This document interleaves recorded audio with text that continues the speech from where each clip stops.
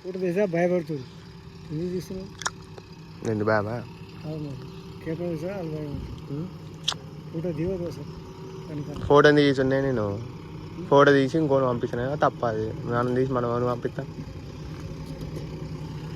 చెప్పు పని చేసుకునేటప్పుడు మనం గొప్పదనం చేసుకోవాలి